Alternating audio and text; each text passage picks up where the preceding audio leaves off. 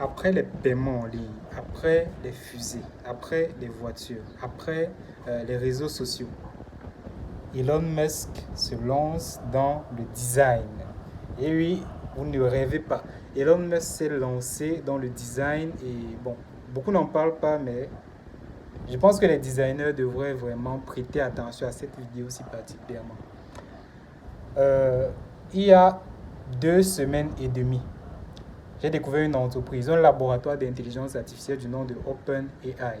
OpenAI est un laboratoire qui a mis sur pied, par exemple, une intelligence artificielle qui permet, lorsque vous écrivez un texte, un début de script, un début d'histoire, il vous génère toute la suite jusqu'à la fin en gardant cohérence, à garder une certaine cohérence et un certain intérêt.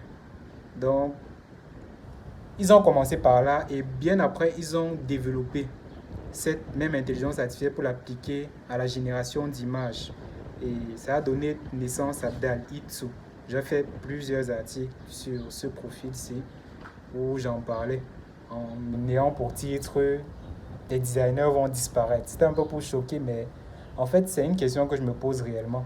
Et beaucoup de personnes, si vous allez sur YouTube, vous allez voir que beaucoup de personnes ont fait des vidéos et les sentiments sont mitigés entre peur, excitation.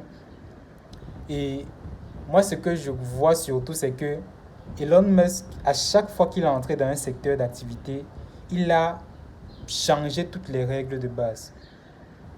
Je vais prendre l'exemple avec SpaceX.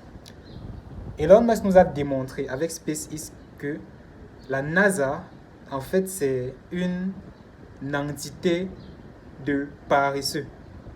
Paresseux sur le plan intellectuel parce que il est venu et il a mis sur pied de nouvelles solutions auxquelles la NASA n'avait pas pensé.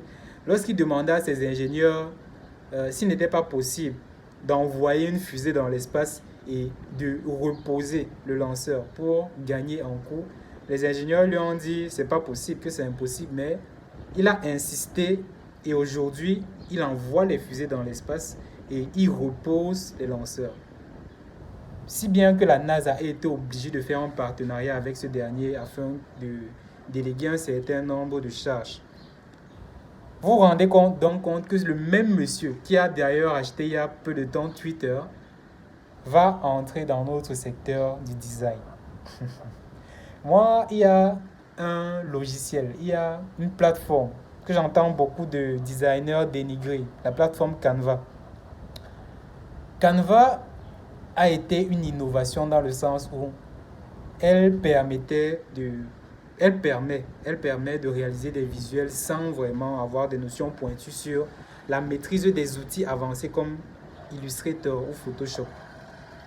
C'est vrai qu'elle ne permet pas de faire un grand nombre de choses dans le design, mais en ce qui concerne la communication sur les réseaux sociaux essentiellement, production de visuels, de contenu web, tout ça, on peut faire de très belles choses avec Canva.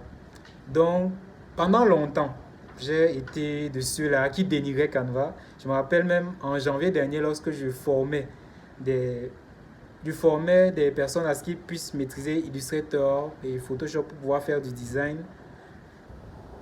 Lorsqu'on m'a posé la question, qu'est-ce que vous pensez de Canva? Moi, j'étais complètement à l'opposé. Donc, je ne voulais rien entendre. Pour moi, Canva, ce n'était pas une plateforme à utiliser. C'était pour, je sais pas, pour les noobs, pour les personnes qui ne maîtrisent rien au design. Et peu de temps après, il y a à peu près 6 mois, j'ai été forcé, en quelque sorte, par la force des choses, j'ai eu accès à un abonnement Canva Pro à cause d'un client avec lequel je travaillais. Et je me suis rendu compte qu'en fait, les visuels Canva, parce que si je dénigrais la plateforme Canva, c'était à cause des visuels que je voyais en ligne qui étaient mais affreux. Si je me demandais si les personnes qui font ces visuels-là, je ne sais pas, est-ce qu'ils ont un cœur? Parce que je ne sais pas. Je pense qu'ils n'ont pas de cœur. Parce que la façon dont ils détruisent l'image de marque des entreprises pour lesquelles ils communiquent, moi, ça me fait mal.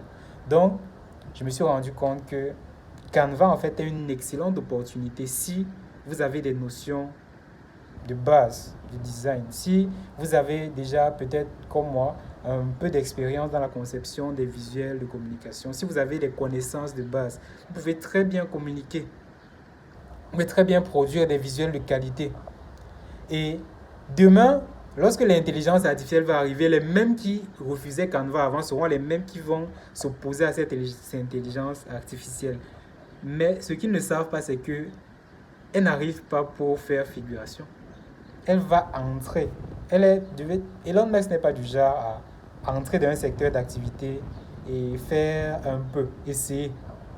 Quand il arrive, il fait une disruption et puis tout le monde, bref, il y a une bonne partie qui est au chômage, mais ceux qui décident d'embrasser la nouvelle technologie qu'il met sur pied sont des avant-gardistes.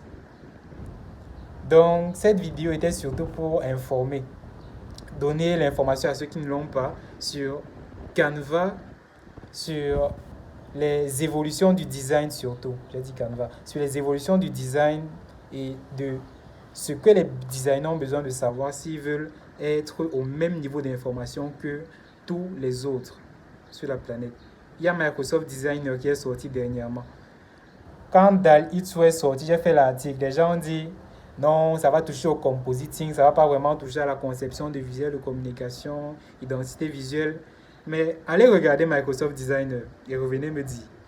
Donc c'était tout ce que j'avais à partager avec vous aujourd'hui. C'était Michel Tegofac. À plus.